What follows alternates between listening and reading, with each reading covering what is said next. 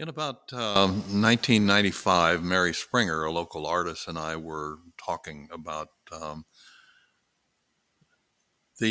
need to have a school for the arts, and of course, the idea of the school for the arts would be that it would be really wonderful for the town and really cement our status as an arts community.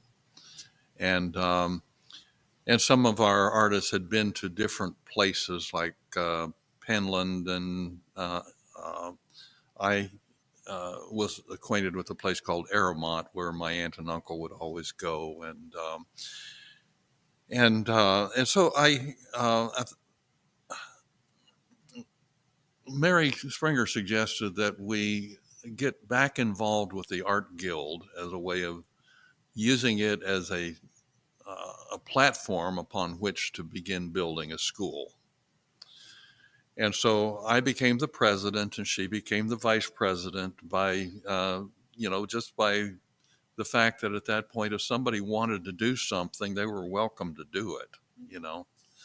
And and so we tried to use the art guild uh, and tried to get a nonprofit status. But years ago, because it was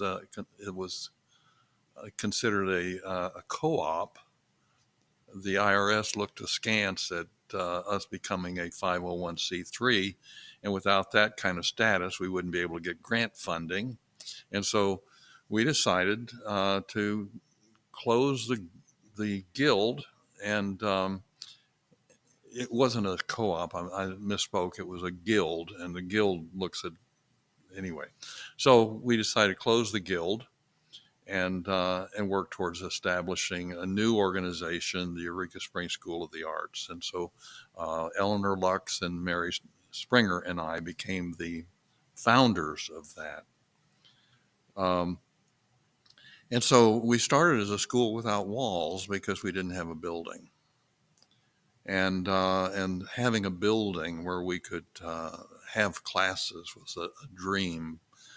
But fortunately, Mary Springer had a large studio, and we had some classes there. And so we started actually as a school without walls, and then gradually over the years acquired property and now have 55 acres and um, a number of wonderful studios and residences for visiting artists when they're there to teach, and an active program that serves quite a few people.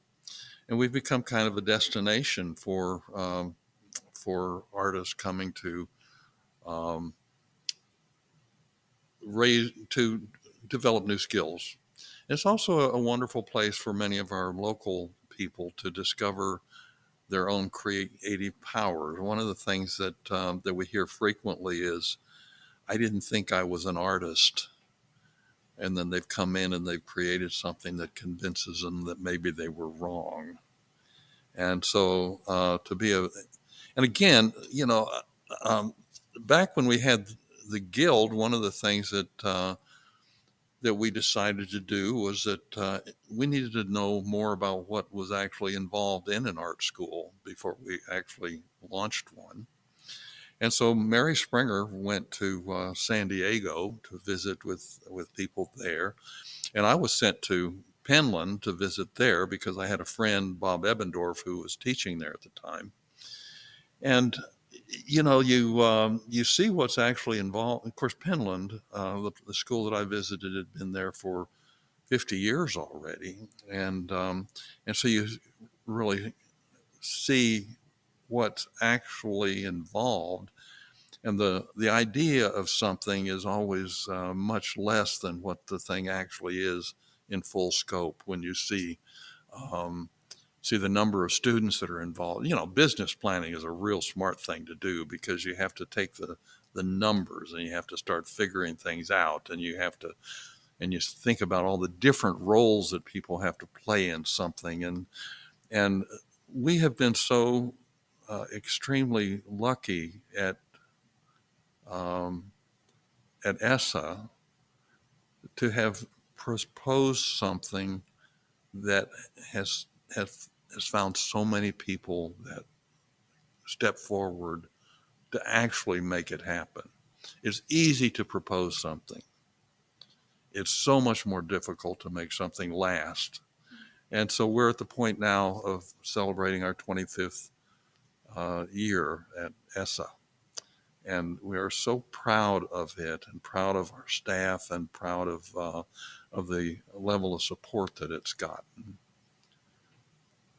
One of the things that was really lucky for me was that I was doing some furniture for someone in Little Rock who happened to have a foundation that supports crafts.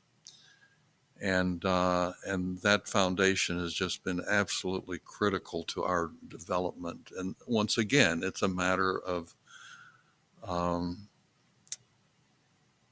proposing something that is way, way, way